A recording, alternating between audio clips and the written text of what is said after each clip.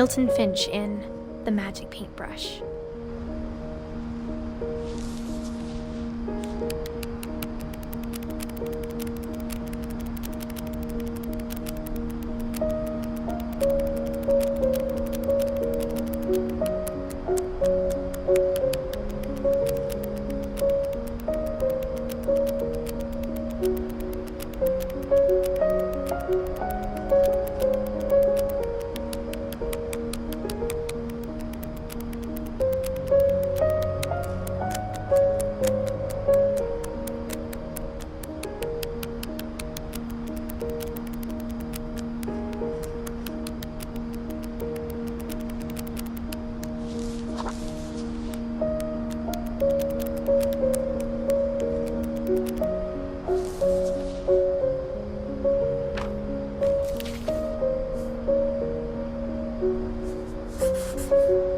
I was 4 when Milton disappeared.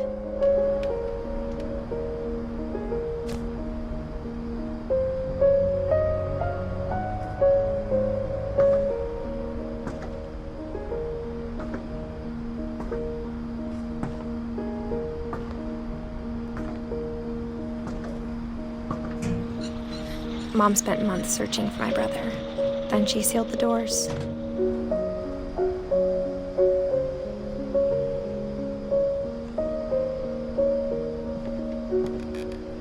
Whatever Milton had found in the house, Mom didn't want it getting out.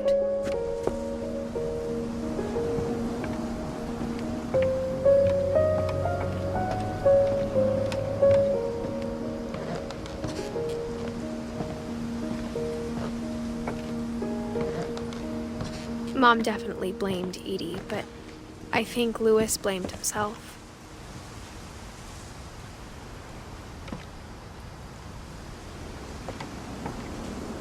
After he graduated, he just spent more and more time in his room, until Mom got him a job at the cannery.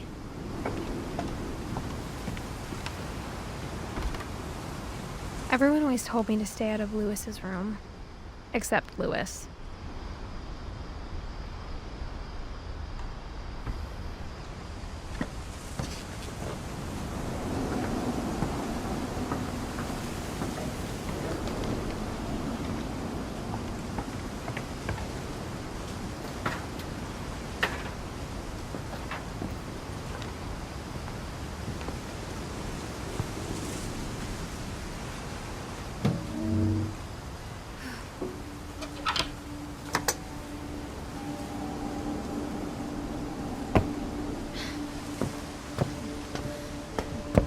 Louis's room smelled very, very familiar. That part of him lived on.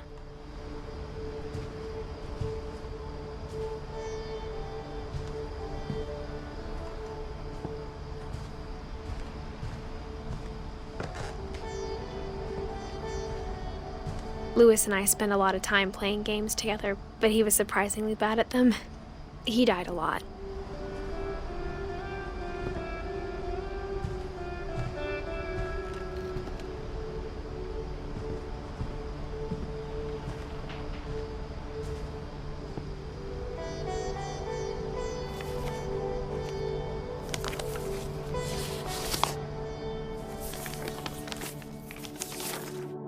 Dear Mrs. Finch, as Louis's psychiatrist, I can understand your desire for an explanation.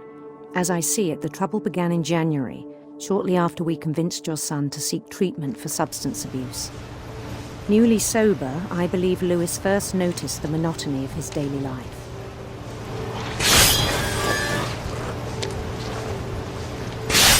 He kept working at the cannery, but he withdrew part of himself. In our sessions, I saw the same behavior. His mind began to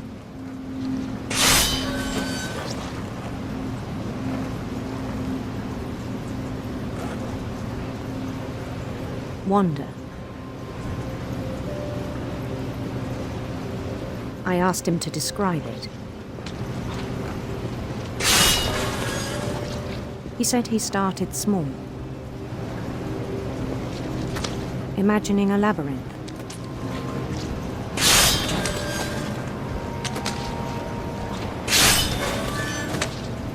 He'd feel his way about.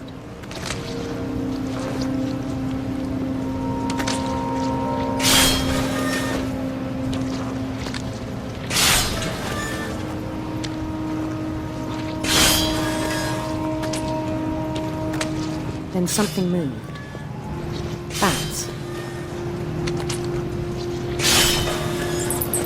And toads.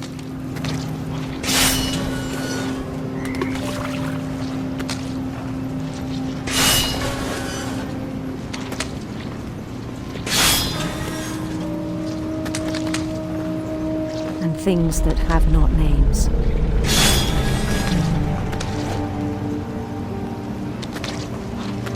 He knew it was all in his head.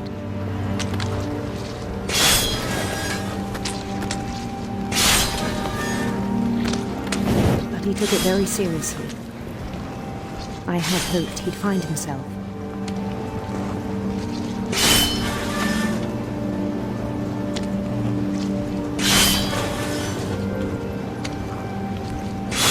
But he found something more. I worried about him then, daydreaming at the cannery. I spoke with his boss, but he said Lewis had become a model employee. Methodical, tireless, focused. Like a whole new Lewis. So I let him go on.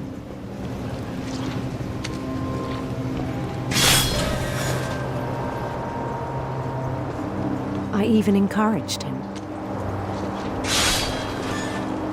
It seemed very promising at first. He told me he'd made a new friend.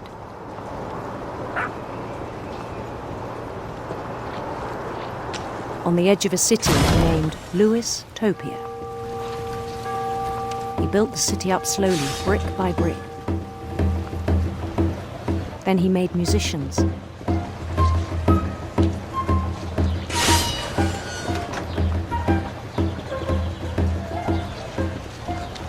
And songs for them to play. He talked about starting a band. And he was always humming something. Every day his imagination grew stronger.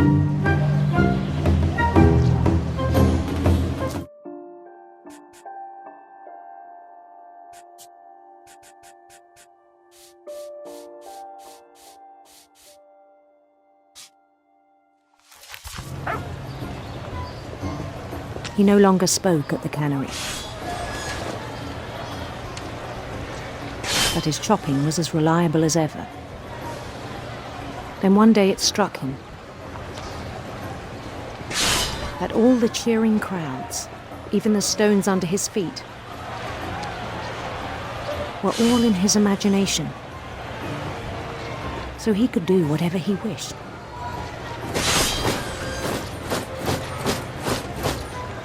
He held an election for mayor. And he won.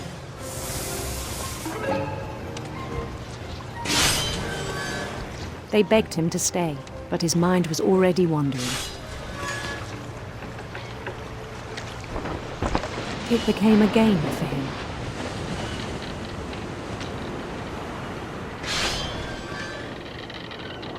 He'd conquer a city, then immediately push on. New Louisville.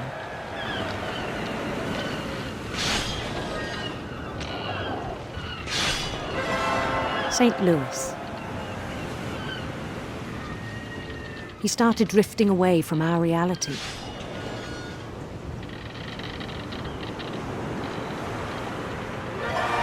Minneapolis. Until one day he forgot to go home from the cannery. Even as his mother pleaded with him, part of Lewis kept sailing on.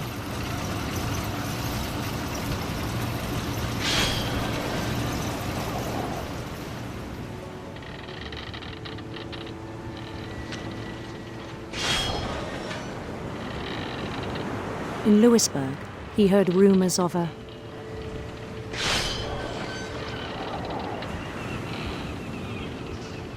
beautiful prince.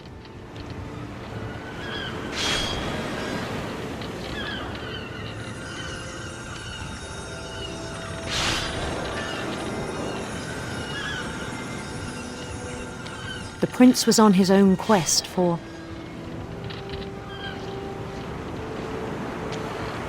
radiant rainbows.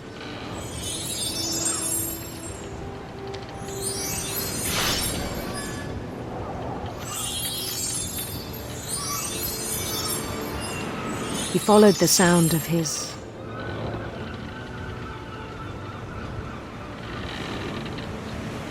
silver harp.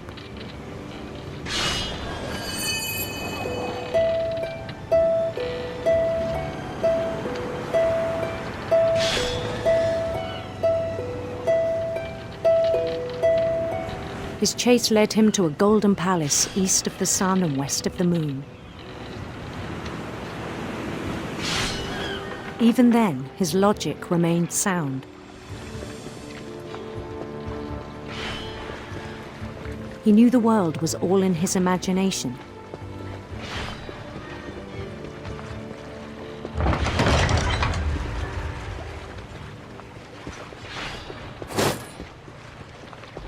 But he was so proud of having created it.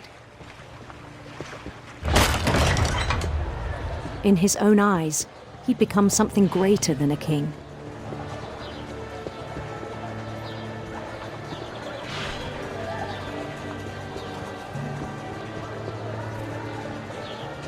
For someone who'd never known success in the real world, I think it was overwhelming.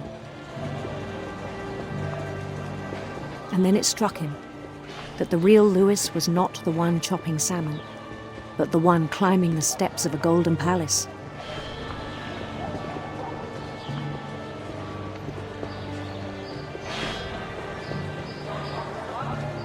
My imagination is as real as my body, he told me. It was hard to argue with him.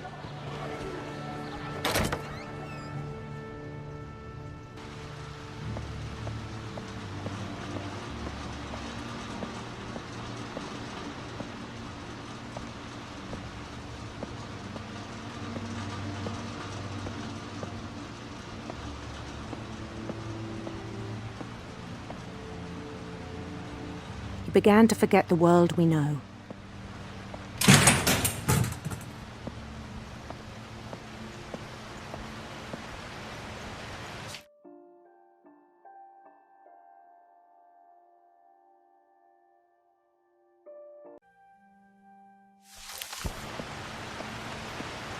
I think it pained him to remember Lewis, the cannery worker.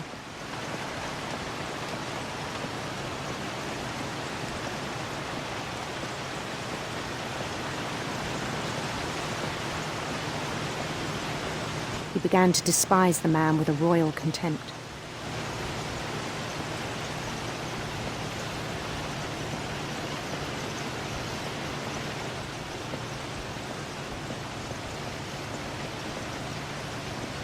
I still thought I could save him. Even after he said he was being crowned king over all the lands of wonder.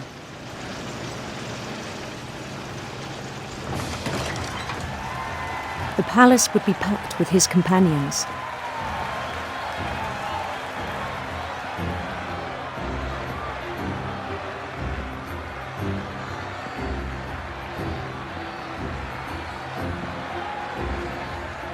Including the wise Calico who'd insisted on advising him.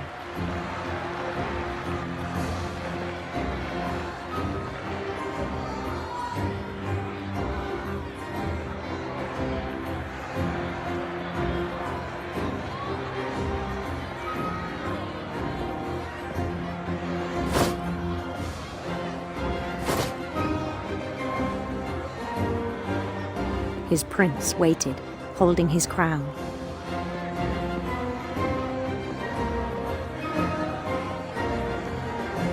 There was only one thing left to do.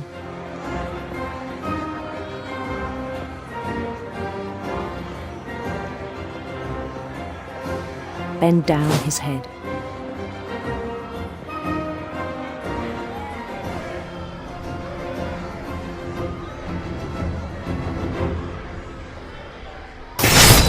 And the rest I think you know. Mrs. Finch, your son was a kind man who will be missed by all of us who knew him.